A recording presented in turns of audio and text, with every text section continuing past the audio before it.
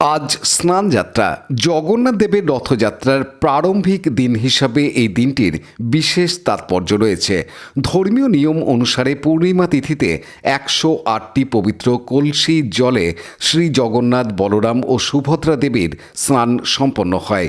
এই স্নানক্রিয়া শেষে দেবতাদের অন্নাসর বা বিশ্রামের সময় শুরু হয় এবং 15 দিন পরে মহা ধুমধামের সঙ্গে হয় রথযাত্রা। আজকের দিনে পশ্চিমবঙ্গের বিভিন্ন প্রান্তে স্নানযাত্রা পূজা পালিত হয়েছে।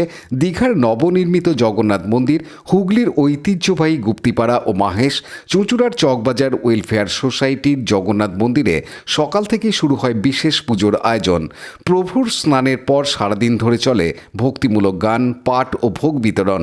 এই পূজার অন্যতম আকর্ষণ ছিল ওড়িশার ঐতিহ্যবাহী ওড়িশি নৃত্য, যা মহাপ্রভুর প্রিয় নৃত্যরূপ। ওড়িশি শিল্পী মৈত্রী দে সিনহার বাড়িতেও মহাপ্রভুর পুজো অনুষ্ঠিত হয়েছে। আজকের দিনটি শুধু স্নানযাত্রার জন্যই নয়, বাঁশবেড়িয়ার হংসেশ্বরী মায়ের পূর্ণ আবির্ভাব তিথি হিসাবেও গুরুত্বপূর্ণ। এই উপলক্ষে হংসেশ্বরী মন্দিরে এবং চুঁচুড়ার মহেশতলা পাইনবাড়ির কালী মন্দিরেও বিশেষ পুজো ও অনুষ্ঠানের আয়োজন করা হয়। চকবাজার ওয়েলফেয়ার সোসাইটির পক্ষ থেকে জানানো হয়েছে, এই ধরনের ধর্মীয় আয়োজনে সমাজে ভক্তি ও মূল্যবোধ বৃদ্ধি পায় এবং নতুন প্রজন্মের মধ্যে ধর্মীয় সংস্কৃতির চর্চা ও সংরক্ষণে উৎসাহ জাগে। এই ভাবগম্ভীর পরিবেশে স্নানযাত্রা হুগলি জেলা জুড়ে ধর্মীয় উৎসবের আবহ তৈরি করেছে। আমরা চকবাজার ওয়েলফেয়ার সোসাইটির পক্ষ থেকে আজকে জগন্নাথ মহাপ্রভুর মহাপূর্ণ স্নান অনুষ্ঠান হলো। সকাল 7:40 টাইম ছিল, সেই স্নান করানো হয়েছে। আমাদের ঠাকুর বেদি থেকে নামানো হয় না, আমাদের ছোট মূর্তি আছে, সেই মূর্তিতেই আমাদের 108 ঘড়া জল দিয়ে স্নান করানো হয়। আর এবছর আমরা 35 বছর পূর্তি হচ্ছে।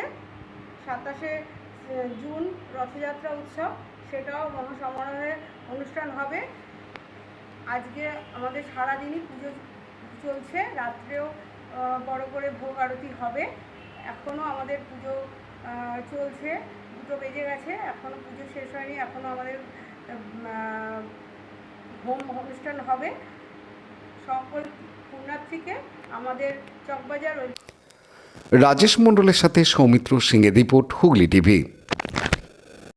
লাইক, শেয়ার, সাবস্ক্রাইব করুন হুগলি টিভি। খবর এখন বুক পকেট।